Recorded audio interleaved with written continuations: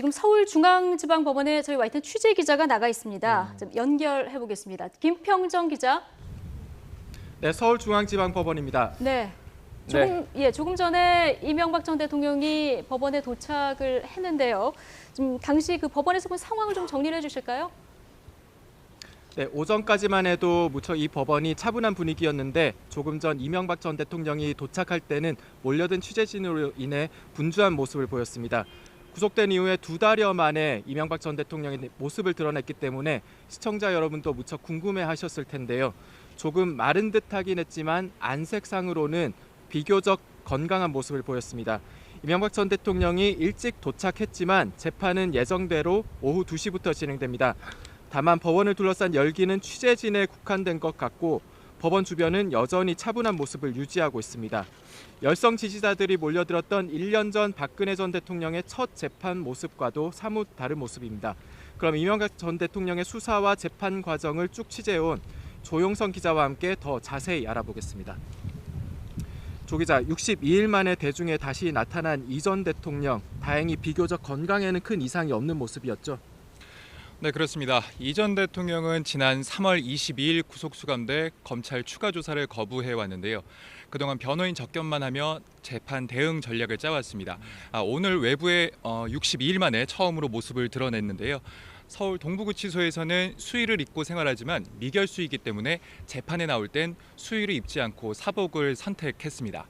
다만 그 가슴에는 서울 동부구치소와 수임번호 716번을 달 것으로 예상이 됐는데 박근혜 전 대통령 때와 달리 배지도 달지 않고 수갑도 차지 않은 모습을 보였습니다.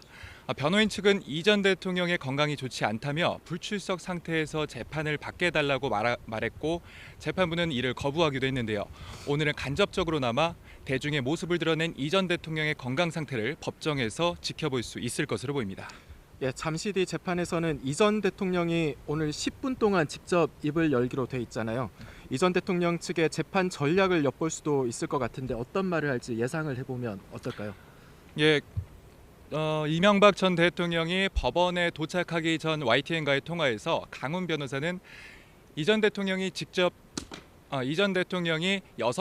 7장 분량의 모두 진술을 준비했고 이 분량은 10분 정도 될 것이라고 말을 했습니다. 앞서 이 전 대통령은 페이스북에 검찰이 가공의 시나리오를 만들어 놓고 그에 따라 초법적인 신상털기와 짜맞추기 수사를 했다고 강한 어조로 불만을 표시했습니다. 하지만 법정에선 이 수준의 불만을 표시할지는 미지수입니다. 강훈 변호사는 기자들과 만난 자리에서 이 전 대통령의 심경이 변화하고 진술 방향 등이 조금씩 바뀌고 있다며 현재 모두 진술을 수정해 나가는 단계인데 어느 톤으로 해야 할지도 계속 바뀌고 있다고 말했습니다. 이는 적절한 내용과 표현을 찾기 위해 고심을 거듭했다는 뜻으로 보입니다. 재판부는 오늘 오전부터 첫 공판을 시작하려고 했지만 어제는 휴일이어서 변호인 접견이 안 됐기 때문에 변호인 측에서 오늘 오전에 마지막으로 이 전 대통령을 만나겠다며 오후로 재판을 미뤄달라고 얘기를 했습니다. 이에 따라서 오늘 오후 2시에 열리기로 돼 있고요. 법적 책임에 대한 이 전 대통령의 입장을 정리한 10분짜리 모두 진술에 지금 관심이 쏠려 있습니다. 네, 시청자 여러분의 이해를 돕기 위해서 말씀드리자면 조용선 기자는 지난 국정농단 재판도 쭉 취재를 해왔는데 그래서 조 기자가 지켜본 박 전 대통령의 재판과 지금 이 전 대통령의 재판이 비교되는 부분도 많을 것 같습니다. 네, 그렇습니다. 오늘 오후 2시 재판을 앞두고 취재진은 새벽부터 나와서 중계 자리를 마련하기도 했는데요. 그렇게 이번 재판에 관심을 보이고 있습니다. 반면에 말씀하신 대로 박근혜 전 대통령 때보다 상대적으로 지지자들은 거의 보이지 않는 모습입니다. 한 가지 예로 법원은 오늘 재판을 눈앞에서 보려는 사람이 많을 걸로 예상해서 재판의 일반인 좌석 방청권을 추첨으로 나누기로 계획을 했습니다. 하지만 마련한 68석 가운데 추첨에 응모한 사람은 45명에 불과해서 결국 경쟁률이 1대1이 되지 않아서 법원은 추첨을 진행하지 않았고 응모한 사람은 모두 방청권을 받게 됐습니다. 똑같은 68석을 두고 추첨을 진행했던 박근혜 전 대통령 1차 공판 때는 7.7대 1을 기록했고 삼성전자 이재용 부회장 1심 선고 때는 15.1대 1의 경쟁률을 보인 것과 상반되는 모습인데요. 결국 사람들의 관심이 반영됐다고 풀이되는 대목입니다. 네, 오늘 재판 방송 카메라로 촬영해도 된다는 법원의 허가가 재판이 임박한 오늘 오전에서야 나왔습니다. 신중을 기한 이유가 있을 것 같은데 어떤 것 같습니까? 네, 서울중앙지법의 정계선 부장판사가 이끄는 형사합의 27부가 이 전 대통령 재판을 맡고 있습니다.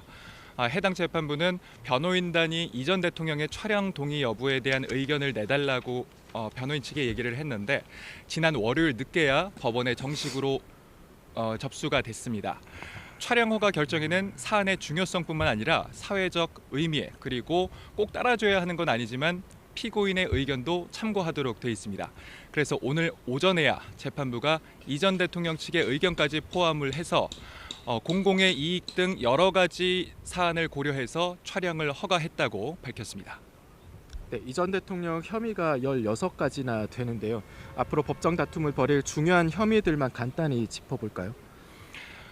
네, 이 전 대통령은 16가지 혐의 중에 일단 주요 혐의로 꼽을 수 있는 게 먼저 횡령을 꼽을 수가 있습니다. 실소유한 다스의 경영진과 공모해서 모두 339억 원을 비자금으로 조성하고 정치활동비와 개인 사무실 운영비 등을 사용했다고 조사됐습니다. 또 다스의 돈으로 자신의 선거 캠프 직원 7명의 급여를 주고 다스 법인카드로 부인 김윤옥 여사의 병원비로 쓰는 등 모두 349억 원을 특정경제가중처벌법상 위반 횡령 혐의로 검찰은 보고 있습니다. 또 다음 주요 혐의로 뇌물을 꼽을 수가 있습니다. 다스가 BBK로부터 투자금을 회수하는 소송에 비용 67억 원을 대도록 하는 방식으로 삼성으로부터 뇌물을 받고 국정원으로부터 특수활동비 7억 원, 우리금융지주 이팔성 회장으로부터 22억 6천만 원, 김소남 전 의원으로부터 4억, 대보그룹 최등규 회장으로부터 5억, ABC 상사 문병무 회장으로부터 2억, 지광스님으로부터 3억 원을 받는 등 모두 110억 원대 뇌물 수수 혐의가 있는 것으로 조사됐습니다.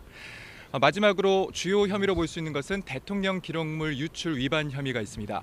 좌파의 사법부 좌경화 실태 내용 등 외부에 알려지면 문제가 될 수 있는 소지가 있는 문건들을 포함해 3,400부를 자신의 재산을 관리하는 영포 빌딩으로 유출해 5년 동안 보관한 혐의입니다.